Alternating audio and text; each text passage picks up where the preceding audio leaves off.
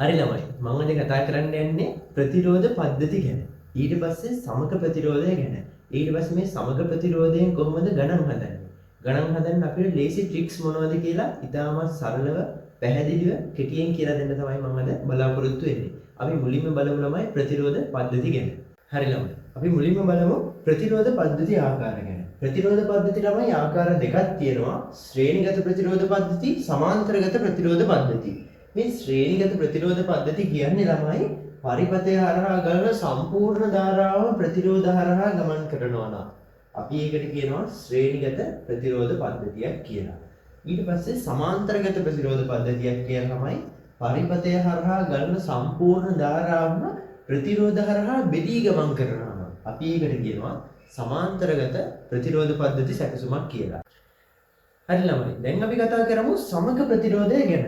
සමක ප්‍රතිරෝධය කියන්නේම ළමයි පරිපථයක තියෙන ප්‍රතිරෝධ කිහිපයක් වෙනුවට යොදා ගන්න පුළුවන් තනි ප්‍රතිරෝධයකට අපි කියනවා සමක ප්‍රතිරෝධය. ආයෙත් පාරක් කියනවා නම් පරිපථයක තියෙන ප්‍රතිරෝධ කිහිපයක් වෙනුවට යොදා ගන්න පුළුවන් තනි ප්‍රතිරෝධයට අපි කියනවා ළමයි සමක ප්‍රතිරෝධය කියලා. දැන් අපි බලමු ළමයි ඊට පස්සේ ශ්‍රේණිගතයි සමාන්තරගතයි ප්‍රතිරෝධ පද්ධතිය වලට අදාළව සමක ප්‍රතිරෝධය හොයන ආකාරය කොහොමද? මුලින්ම බලමු ශ්‍රේණිගත ප්‍රතිරෝධ පද්ධතිය කොහොමද සමක ප්‍රතිරෝධය හොයන්නේ කියලා.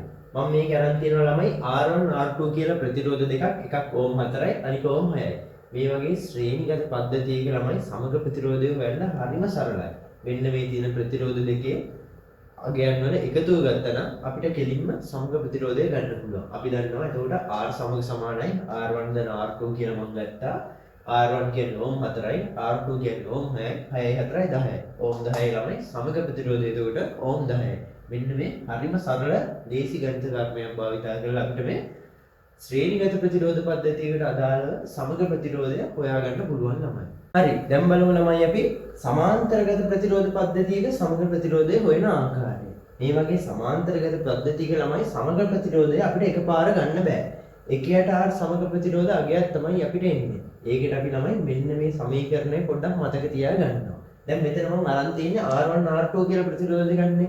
එතකොට ළමයි අපිට ගන්න තියෙන්නේ එකයට R සමග සමානයි එකයට R1 ධන එකයට R2. එතකොට ළමයි අපි මේකට ආදේශ කරනවා. එකයට R1 කියද්දි එකයට 4යි. එකයට R2 කියද්දි එකයට 6යි. අපි දන්නවා ළමයි පොදු හරයක් ගන්න ඕනේ. අපිට ගන්න තියෙන්නේ 4ටයි 6ටයි සමාන පොදු හරයක් වෙන්න 12. එතකොට ළමයි උඩට 3යි 2යි එකතු කරනවා 5ක් වෙනවා. මෙන්න හොඳට මතක තියාගන්න ළමයි ඔයාලා ගොඩක් කට්ටිය මේකට හරි කියලා ඉරක් ගන්නවා. ඕක නෙමෙයි. මම මේ ඉස්සරහා ලියලා තියෙන එක බලන්නකෝ. එකයට R සමගගේ තමයි අපි මේ සුළු කරගෙන යද්දී ආවේ අපිට. හැබැයි අපිට ගන්න ඕනේ එකයට R සමගගයක් නෙමෙයි. අපිට ගන්න ඕනේ R සමගගයක්. එහෙනම් ළමයි කරන්න තියෙන්නේ මේක ඉරේ උඩයට මාරු කරන එකනේ. මේක උඩයට මාරු කරන ළමයි මේ එහා පැත්තත් උඩයට මාරු කරන්න ඕනේ. R සමග සමානයි. එතකොට 12 බෙදීම 5. 12 5න් බෙදපුවාම කීයද ළමයි? 2.4යි ඕක. එතකොට අපිට මෙන්න මේ සමක ප්‍රතිරෝධ පද්ධතිය මේ ප්‍රතිරෝධ පද්ධතියේ සමග ප්‍රතිරෝධය අපිට ගන්න පුළුවන් ළමයි R සමග 2.4යි ඕම් කියන විදිහට. මම හිතනවා ඔයාලට ඒක හොඳටම තේරුණා කියලා. හරි ළමයි.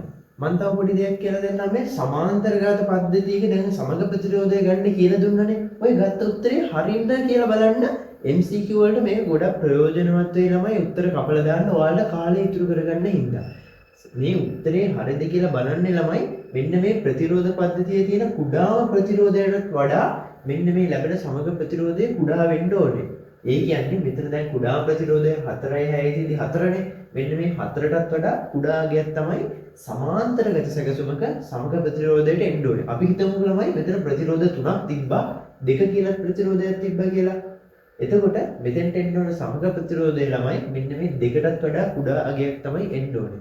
ඕක ඔයාලට MCQ වලට ගොඩාක් වැදගත් වෙයි කියලා මම හිතනවා ළමයි. ඒ හින්දා ඒක පොඩ්ඩක් මතක තියාගන්න. ඔයාලා ගන්න උත්තරේ නිවැරදිද කියලා ඔයාලට එකෙන් හරියටම දැනගන්න පුළුවන්.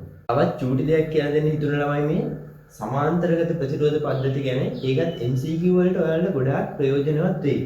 අපි බලනවා ළමයි මෙන්න මේකේ තියෙන්නේ බලන්න මේක ප්‍රතිරෝධ දෙකක් තියෙනවා. තියෙන්නේ එක සමාන ප්‍රතිරෝධ නේද ළමයි? ඔය වගේ එකක් තිබ්බොත් සමග ප්‍රතිරෝධය ගන්න ලේසි ක්‍රමයක් තියෙනවා ළමයි. එකක ප්‍රතිරෝධයක අගය ගන්නවා. ඒ කියන්නේ 6යිනේ. බෙදන්න ඕන ළමයි ප්‍රතිරෝධ ගන්න. ප්‍රතිරෝධ දෙකක් තියෙනවා. 6 බෙදීම දෙක 3යි. මේක බලමු ළමයි. සමාන ප්‍රතිරෝධ තුනක් තියෙනවා. හයේ ප්‍රතිරෝධ තුනක් තියෙන්නේ. එහෙනම් එකක ප්‍රතිරෝධයේ අගය ගත්ත 6යි ප්‍රතිරෝධ ගාන 1යි 2යි 3යි. තුනෙන් බෙදුවලමයි මේකේ සමග ප්‍රතිරෝධය එන්නේ ඕම් 2යි කියලා. ඕකත් තමයි ඔයාලට MCQ වලට ප්‍රයෝජනවත් වෙයි කියලා තමයි කියලා දුන්නේ.